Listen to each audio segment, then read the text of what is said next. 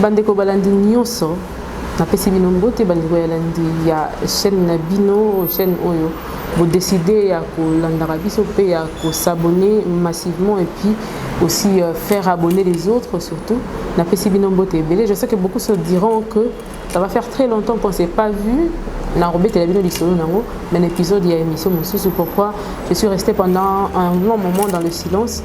Bazo bengangai, bozo bengangai parce que vous êtes déjà habitués à nous voir de temps en temps en ligne. Boyebi que avec le transfert d'avoir quitté un point à un autre, aujourd'hui nous avons notre propre chaîne et je sais qu'avec vos efforts nous allons avancer comme il se doit. Et merci beaucoup à tous ceux qui nous ont soutenus depuis le début jusqu'à aujourd'hui, ceux qui continuent à nous soutenir jusqu'à aujourd'hui. Je vois, certains ne veulent pas que je cite leur nom, mais parce que nous vous portons à cœur et votre travail s'est fait voir. Merci pour les encouragements. Merci à tous ceux qui nous ont assistés pendant ce moment. Il y a des solos, on a Robert Telabino très prochainement, mais aujourd'hui, maintenant là, dans cette émission, nous allons essayer de parler d'un fait qui dérange sérieusement, qui dérange et ça fait aussi mal. On a toujours dit que biso doza banambo katolingi mingi mboka na biso kende liboso. Mais ko pesa bino mbote bino nyoso balandi yokani télévision. Lelo na yedi bino kao boyebi ke to bandaki yango ça va faire longtemps na ba chaîne mususu esika nyoso wapi nazalaki na yebi ke bolanda rangai soki nazalaki kuna soki na komi awa et que vous nous portez à cœur et que vous nous soutenez aussi par rapport à ce que nous faisons.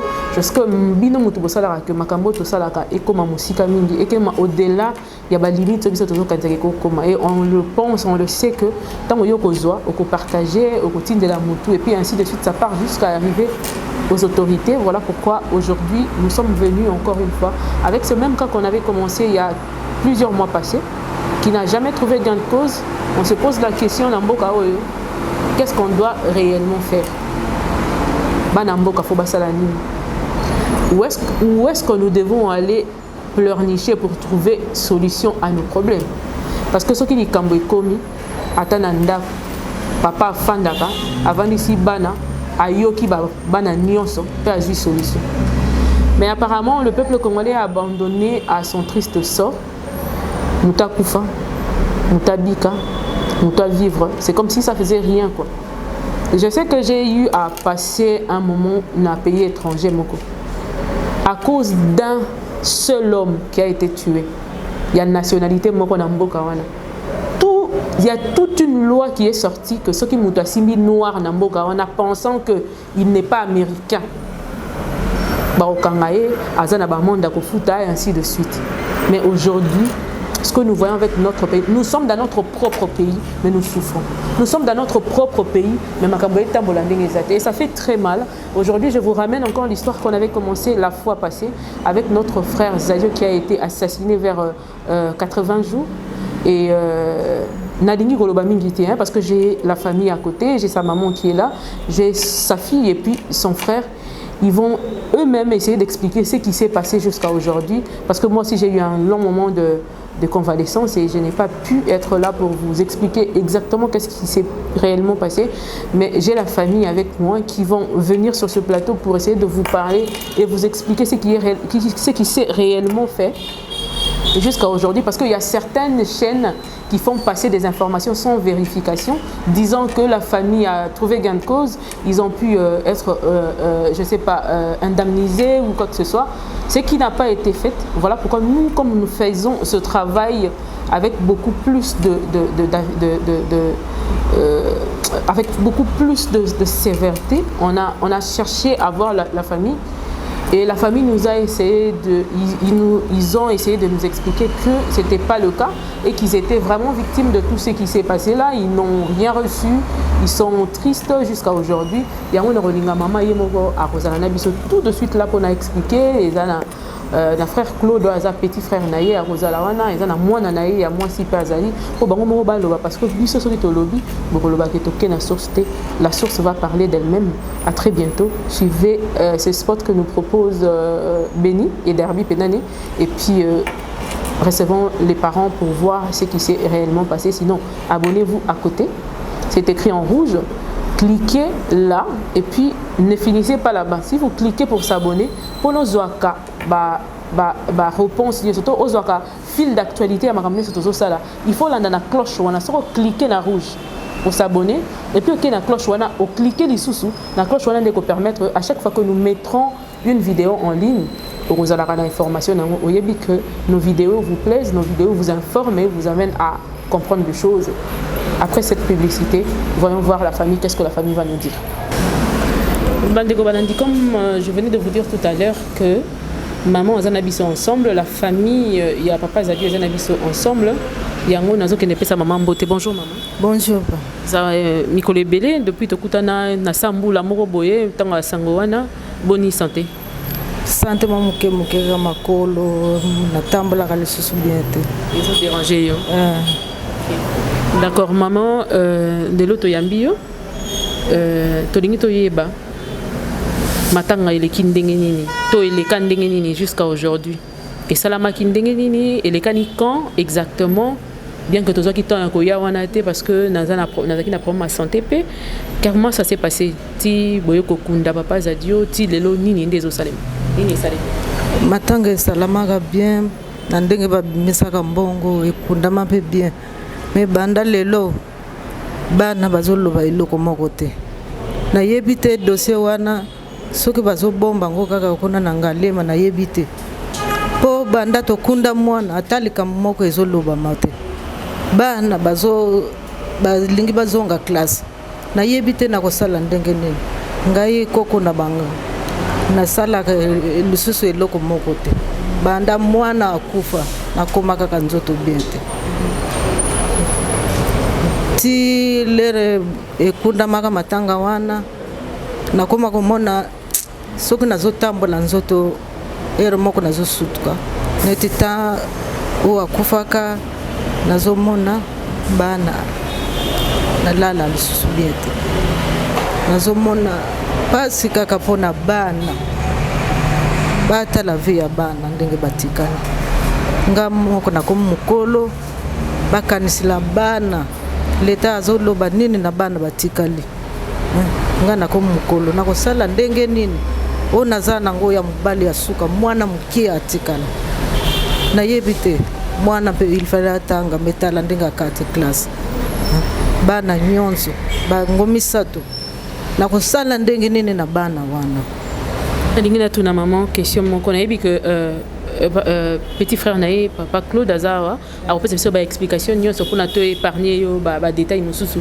mais sinon besoin indemnisation mon côté ba sala nini na dossier wana et puis eloko nini yoko kosenga na chef de l'état wazolanda soko tali caméra na dossier wana ba lobby eloko mon côté même bana même nini na yebite soki bazo bomba kaka dossier yango na yebite l'état kata makambo epona mwana oyo bana koto bana baza misatu biso to tikalika ndengo wana tala moto abanda ko kipe biso ye wana kendaki ye bisa chef de l'état eloko moko par rapport ya dossier na yo na côté au commune ndenge nini ezali ndenge nazabo na commune na passe makasi to komi moto akosunga biso azati ye moto abanda ko sunga biso na yebite ndenge nini to kosala na bana classe oyo bana bakomi kolela ero ezalaka papa na bango nyonso abongisi bana na yebite to kosala ndenge nini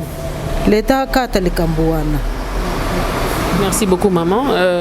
Bandeko balandili bouti kolanda maman pour notre zoyer temps mingité parce que tu éviter ba détail mingi ya repé ça sur maman talaka HP Poussani en a ba détail mingité ya repé ça biso mais toye pas petit frère HP ça biso ba détail moko na moko ndini likambo ele kanaki. Bonjour papa Claude.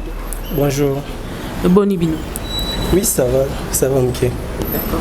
Pour le moment makasi papa stoza eza na balabala et que makeli des okota donc tout ça l'effort le moment makasi mais sinon betela biso na lisolo depuis la dernière fois tu as écouté la bino ndenge nini makambango eleki corps ebimi ndenge nini boleli yango wapi date nini et aujourd'hui qu'est-ce qui se passe exactement ba yebisi biso na ba nzela ya ba média mususu que l'état a foutu bino mbongo tomoni bobengi biso te retour koloba pe makambo ndenge ni salami bandana ne bandeli corps ebimi après combien de temps il est là mi wapi et salami ndenge ni expliquer biso na to comprendre Merci beaucoup. Tobimisa qui corps le 20 avril. Donc à Koufara le 20 mars, à Salara tout un mois à morgue et Tobimisa corps le 20 avril. Donc le 19 Tobimisa qui Tokundi le 20 avril. Tokunda qui est dans Mbetseke, na Mingadi pardon, et puis Tolelara est dans centre supérieur militaire. Il est dans centre supérieur militaire pour l'année. Bon, vu que les chauffeurs qui sont mécontents, ils ont alerté que les policiers sont na matanga. C'est pour cela que la famille a évité qui peut-être les policiers sont chargés de problème ils ont pas na biso yango to éviter to sengaka espace dans le centre supérieur militaire. Mais dans le centre supérieur les kaka nango bien et to kundaka. Oui. L'État a mis ça une somme bon bien qu'ils allaient qui n'ont pas ya mingité ils allaient qui sont juste autokundé là vraiment grand frère pour servir biso quand même et servir biso quand même pour tokunda qui et après c'est là le 20 avril tokunda raé si lelo dossier et le bomakali sous-souté donc et fanda c'est comme si tout a été oublié c'est comme si dans to évité donc depuis le 20 avril si lelo auto lo baboué tokutana suna mutu moko te autorité moko te tout ça là que fort on a vu ce personnel il y a comme un peu que l'anda dossier on a un niveau autotique là on peut juste jusque là dans l'auditorat en Ngaliema et ça dans l'auditorat en Ngaliema et ça sans suite après ça rabino réponse celui mokai bon tokenda kuna une fois na cousin na ngamoko tokenda kuna to komi bazo ebisa biso qu'il paraît qu'ils senga il faut témoin azala témoin ya wapi témoin ya nani témoin il y a événement donc au Azala qui sur place je sais pas ceux qui vont enquête les autres il faut témoin Azala ou bien que fait est déjà connu de tous donc na éviter ceux qui témoin genre ni no bon luka pour balander la dossier c'est combien de gens témoin na éviter ceux qui bateau ne sont pas criminels ou ba bateau ba témoin bazala raté na éviter ceux ba dossier on les kaka bongo pour ba témoin bazate na éviter pour dossier on est salama qui au vu les bateau nyonso ba monaki na éviter ceux qui go senga témoin bien pour bongo ba sala banquette ni vraiment ils a pas si mingi pour namboka na biso de fois ba maramusu c'est les gars na mboka o to mitunaka donc muta kufia keka perte ndengona akeneka eleki na on dirait eloko mo salama quitté ça fait mal vraiment je sais que ba le état de droit tout ça na kati état de droit ngo yango ndé mutu fo ba droit na ye et ganga. C'est maintenant qu'il faut faire ces histoires-là pour que nous disions, que nous clamons très haut que réellement l'état de droit est allé. Dans l'émission, on a reçu la vérité en face. On va se poser certaines questions par rapport à ce qui se passe dans ce pays. On va se poser des questions sur qui Congolais azara kamutu to akoma nyama malembe. On dirait Mbo a commis plus l'importance que biso parce que considération na ba droit ba pesa Mbo li banda ya mboka. Ce que Congolais vivre na Congo, Mboa wana a l'importance que les cailles. Maman on a eu au lobby pendant que Claude a vendu au loba. Tant que yozo mona makambo ndenge zo tambola, yozo mona nini exactement par rapport à dossier on a ndenge zo kendel. Dossier wana zo mona net bazo bombango alingi ko laksa dossier wana te. Il fallait zala kende na suka bazo linga ko bimisa dossier wana te. Na yebite likambo nini eza na kati. C'est quoi bayebi c'est bino ata combo to pe bayebi longi ya muto parce que normalement ce qui est lo comme salami ngana za l'habitude de kotala ba chronique criminelle ba enquête et tout ça là ce qui muto akufeli muto azala na posa ta mona ke muta sala ke loko yeyo bozata na moi combo na moi longi to na moi nini amonite na yebi pe longi te yebi pe longi ere wana na zalaki trouble na zo yebate. D'accord, bon monaté. Tout monaté, attaque comboté et l'ongia muta salango de bipété, enquête pe mon côté na niveau la police dans rapport mon pété tout na niveau la police et le côté. Nangi maman a lo bamandam. Et lo koni ko yebisa biso oyo en tant que ndeko ya papa Zadio oyo akufaki lelo pardon. Maman leki ya papa Zadio mutazana biso ensemble et lo koni ko loba et lo koni ko senga na gouvernement pe par rapport à Maramouni son dingue zolekana pour ça na yezani. Merci. Nga pour ça nga ezaka boye ba kipe kaka ban. Pour na moment oyo rentrée scolaire yango eza déjà prêt. Ye mokolera azalaki na nde bano makamna ye nyos makamna bango c'est silaki. Pour papa leki oyo atikali azata na musala te ana place oyo ko débrouiller te lelo akipe bana wana. Donc yango kande na oloba po ye azalaki ye moko na bana na ye ata babengani bana na ye lelo lobi aokezongisa bana ne na classe bana ne baotanga siko na moment oyo nana kozwa charge oyo ya bana oyo misato donc pasi eza na biso nde yango wana po papa leki aosala te en plus yaya azokoma déjà mokolo donc tozomona place tokoki kobima te. D'accord. Merci mingi maman Deki. Je crois que bande konyo so bazolanda na yebi que moi nazala no mona moke mais akoko zape na vie na ye ya opesa au permettre que ya loba quelque chose. Yaya. C'est dur. Je sais que à chaque fois que j'ai essayé d'interviewer cette petite fille, nakuta yeka na maya miso. Il y a de ceux qui me condamnent pour nous interviewer moi naza mon amkié et tout ça là. Je ne sais quoi faire parce que moi je peux pas parler à sa place. Nako loba na place na été malamu, yemoko lobata phrase moko par rapport ya ndengenini vie na du coup est basculé et changé. Seulement l'année scolaire passée, Azaki na papa na son papa l'accompagnait à l'école, papa na banosa il avait besoin na. J'ai toujours dit que même si mon père n'est pas milliardaire, mais le fait d'être mon père et qu'il fait ce qu'il fait pour moi là, c'est très important pour moi. Et puis c'est, je sais pas, figure paternelle et ça n'a influence ma casse na vie à moutou, na vie à moi, surtout qu'elle vivait chez son père et du coup un jour elle est sortie le matin, revenir le soir, et comment les gens qui chassent na réseaux sociaux et par-ci par-là, sangoroyo que papa na kufi na média, topé na réseaux sociaux, c'est pas évident. Et aujourd'hui, la rentrée scolaire était les Méli Bango. Basé sur place ni barozo. C'est bien qu'on ait dit que Binom doit accompagner Rangai, vous assistez aussi les enfants. Vraiment, si vous voulez faire quelque chose pour ces enfants, ça serait quelque chose de bien, mais que l'État fasse aussi quelque chose. Mais pour ne pas trop parler, je vais laisser Grâce lui-même nous dire quelque chose parce que moi, je n'ai rien à dire. Je n'ai rien à dire. Bonjour Grâce. Bonjour. Pour le moment, Makasi. Pour maquiller les arts, je sais que c'est difficile pour toi, mais à chaque fois qu'on a interviewé, aux alakana maya miso. Mais yebisanga iposa na wezani. Nini ko yebisa biso lelo na tongo lelo accompagner Coco, accompagner maman leki accompagner papa leki. Nini ko yebisa. Naka iposa le baba sunga biso. Papa biso la ki chaque temps okende. Au moment où je suis na biso mais lelo ntozo souswa na biso azate papa leki azo salate biso moko kaka na epite fana ça. Combien la classe ni? Deuxième secondaire. Déjà au préparer rentrée scolaire et tout ça la mandenge nini autant à l'école ni. Natanga kana école ya CC de Lobinza. Banda ti lelo nanu basala biso rentrée scolaire te eloko moko te. Balé qui no baza bien bazana ndaku bazotanga batanga rapé. Batangaka. Iko la caméra. Yebisa batunyo so ba Holanda yo na minute oyo soki bakoko salela quelque chose basalela oni. Ouais, pour ça basalela biso rentrée scolaire basunga biso pe.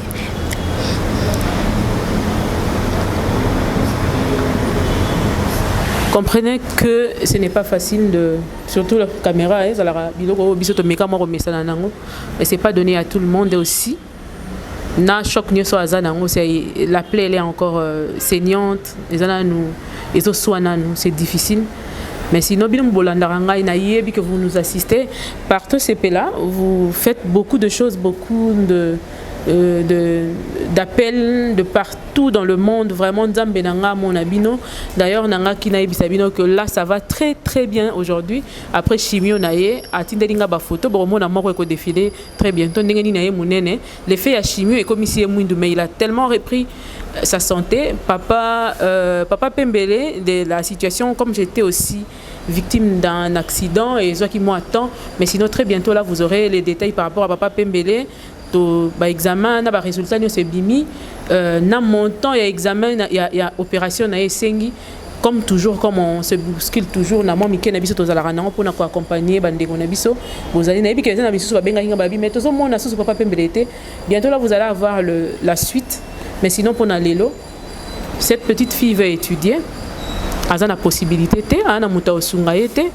Boyebi que Kinshasa est à passe. Boyebi que ce qui se passe dans notre pays c'est compliqué. Mais ceux qui partent $10, partent $20, ceux qui sont 50 personnes avec $20, $10, $100, ainsi de suite, ça permettra à ces enfants d'étudier. Bromo on a biso tozar avec Préva l'appui, on va les accompagner. Ti ba refuta ba classe na bango, ba zongi classe, on va leur filmer.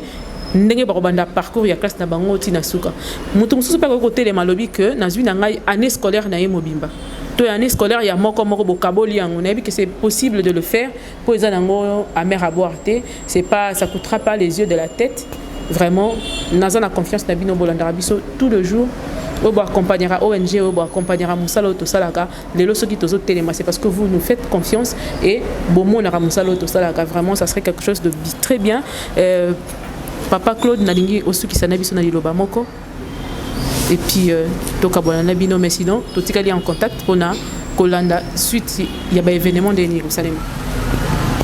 Bon, dernièrement, c'est surtout qu'on peut passer sous bateau, qu'on passe des fausses informations sur les réseaux sociaux, sur YouTube, que famille Azwaki quelque chose n'a pas à l'État. Donc l'État a salé le monter dans le dossier dans la ligne de l'information à bon et sur la combo de la famille Nabiso.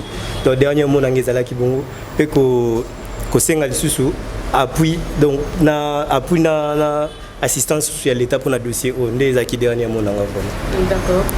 Merci beaucoup Bandeko Balandi Yokani Télévision. Comme je l'ai dit tout à l'heure, merci parce que Bondi Melarabi sope bo accompagner Rabi so nani so to salaka. Bo uti ko yoka famille ndenge yango moko e lobby. Donc, les réseaux sociaux, ainsi de suite, les chaînes qui disent que famille Oyo est quelque chose de la part de l'État ou bien est solution par rapport à problème na bango, nous basons l'État il n'est venu que assister bango pendant que kundaka kamutu bakundi mutu puis c'est fini, il y a plus rien ne se dit puis finalement baza dépasser tous ceux qui veulent soutenir moi na Oyo, il y a le numéro que papa Claude ko pesa numéro na yo pendant nini sinon bobengi biso pe na numéro que ça affiché mais sinon papa Claude pesa numéro na yo en pleine émission pour que bato baza na besoin qu'on soutenir bana Oyo ba individu baza na besoin qu'on soutenir bana Oyo basa quelque chose plus 243 99 033 92 08. D'accord. Naïbi que Nzamba Rosala et que tout va très bien se passer et que Dieu nous prête vie pour que tout le monde ait un dossier avec Ndeti Nasuka. Nzambe Nabiso a Pambola Bino, Mingi Bino Bozala Nabiso ensemble. Tolobi Mingi et Yokani Télévision, Lobby Zalara Mingi Nzambe. Les lois à biso mais le bezara ya nzambe ya onto sengi na nzambe wana a précédé bapa na biso pour que tout ça la maramu no lenge destiné na biso et sengi na sengi na bino nyoso bo s'abonner et belé parce que le nouvelle que vous attendiez depuis tout ce temps-là depuis ton nyoso ya silence oyo yango ezongi il y a des épisodes des émissions qui vont se passer ici sur cette chaîne je suis sûr que vous resterez accro. Vous allez accrocher. Déjà, moi souffle. Je vais vous parler de la stigmatisation de personnes vivant avec VIH. Vous allez voir comment ces enfants sont abandonnés de leur famille, comment ces enfants souffrent. Et on va faire un tour pour voir les orphelins qu'on a toujours visités.